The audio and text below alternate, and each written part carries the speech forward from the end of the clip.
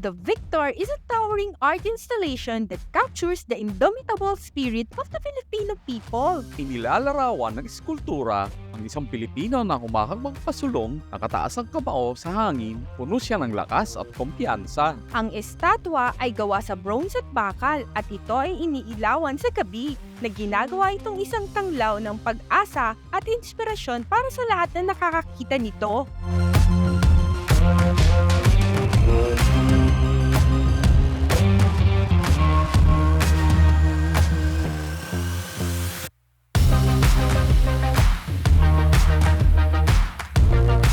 Good Day mga ka-bike day! Ang bike date po natin ngayon ay sa Bridgetown, Pasig, kung saan ay makikita natin ang The Victor statue. Dito tayo sa National Road dadaan, Service Road papuntang Taguig, babagtasin natin ng C5 hanggang Bridgetown. Sa pag-uwi naman ay sa Pasig Floodway dadaan hanggang Taytay Rizal, then C6 at sa Bikutan, Lakeside, Muntinlupa hanggang makauwi ng Carmona.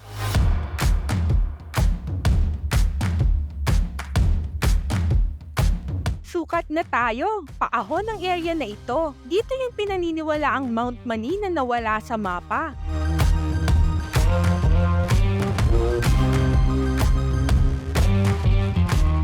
Bikutan na tayo! Papasok tayo sa kanan, sa side ng Taguig, leading us to C5 entrance. Sa kaliwa tayo, along Upper Bikutan. Malalagpasan natin ang DOST.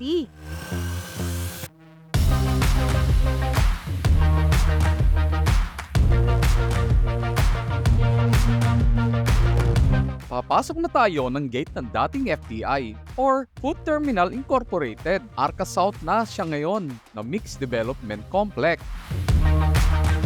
TUP Taguig ang aming alma mater.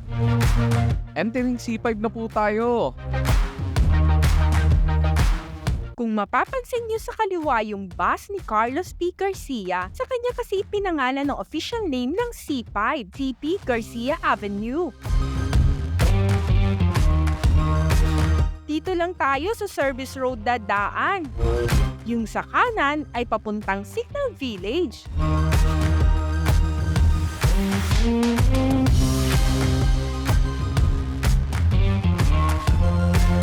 Yung kalsada sa kanan ay yung papuntang Taguig City Hall. Ang C5 or Circumferential Road 5 ay network ng mga kalsada at tulay na tumatagos sa Metro Manila na sakop ang Las Piñas, Parañaque, Pasay, Taguig, Pasig, Quezon City at Valenzuela. Hindi service road ito kaya medyo ingat dahil mabilis takbo ng mga sasakyan. Papanik tayo sa tulay patungong BGC. Kita na yung SM Aura sa kaliwa. Yung daan kasi na ito ay dudugtong sa isa pang service road.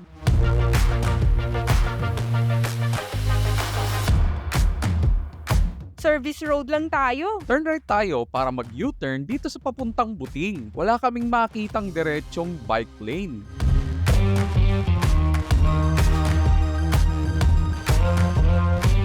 At this point, nasa C5 road na tayo at tatawid tayo ng Pasig River. Gilid lang at mabilis ang takbo ng sasakyan. Ito lang yung point na nasa bridge level tayo, pero bababa rin tayo sa ground level. Bawal na bike sa flyover.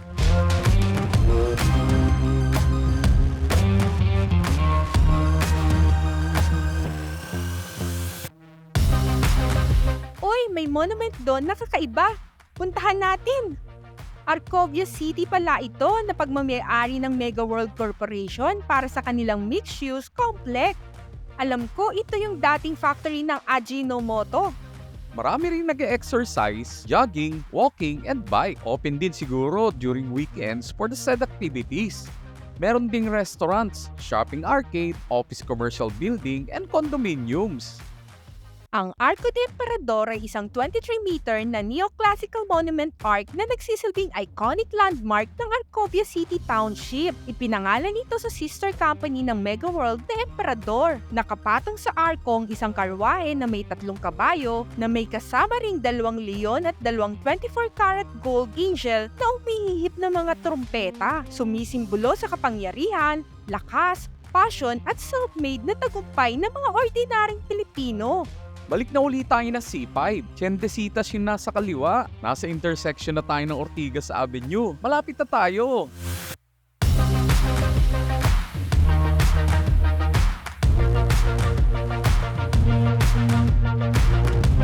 Ang Bridgetown ay isang business park na pagmay-ari ng Robinsons Land.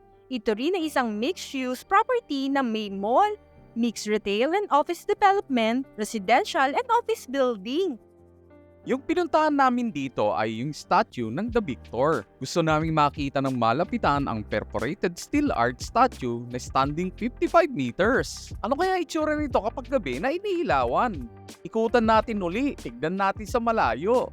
Ang The Victor ay isang pagpupugay sa namatay na negosyanteng si John Gokongwei. Inilalarawan ng estatwa ang isang lalaking nakataas ang isang braso na nagdiriwang ng tagumpay.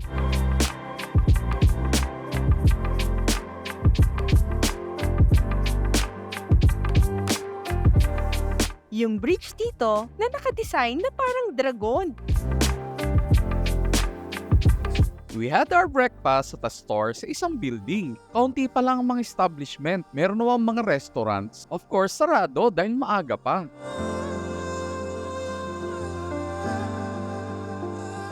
Meron din ditong park for obstacle race. Setup nito ay parang pang-extreme race. Somewhere here din ata itatayo ang UAAP Arena. Meron ding football field. Nandito rin yung temporary Pasig City Hall. Alis na tayo ng Bridgetown.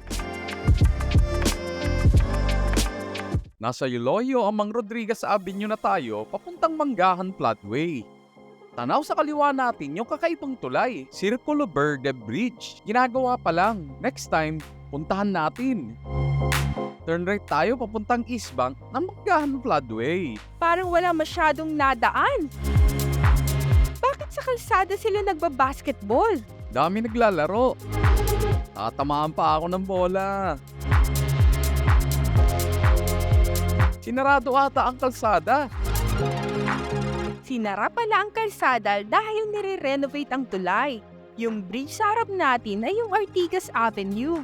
Diretsuhin lang natin itong daan hanggang Taytay.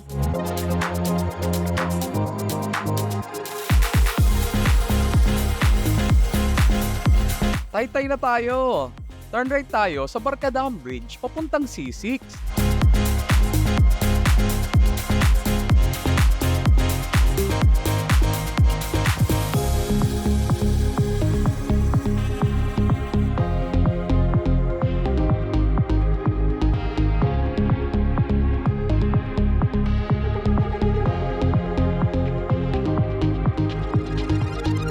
Papanik na tayo ng Napindan Bridge. Boundary na ito ng Pasig at Taguig. Pagbaba natin ng tulay ay C6 na.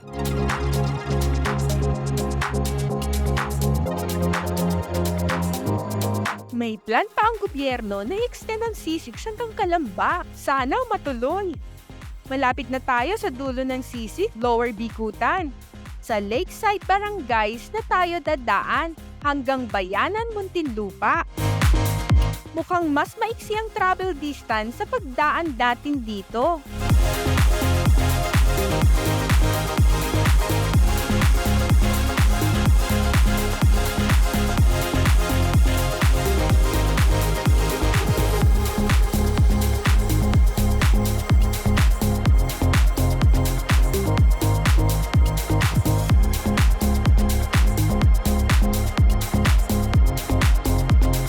Liko na tayo sa kanan, pabalik sa Bayanan National Road.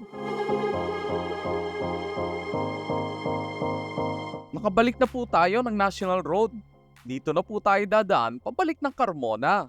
Enjoy ang experience namin sa bike date na ito. It took us around 80 kilometers from Carmona to San Pedro, taking the National Road and SLEX Service Road to reach C5. Bagong experience para sa amin ang tahakin ng mabilis na C5 hanggang marating ang destination. A new route din ang ginawa namin pabalik sa Floodgate hanggang CC. On our way ay na-discover din namin by chance ang Arco de Emperador. Tunay nga nakamamangha ang The Victor. We wish for you to see and experience the site too. In the near future ay marami pang public art installations ang makikita sa Bridgetown.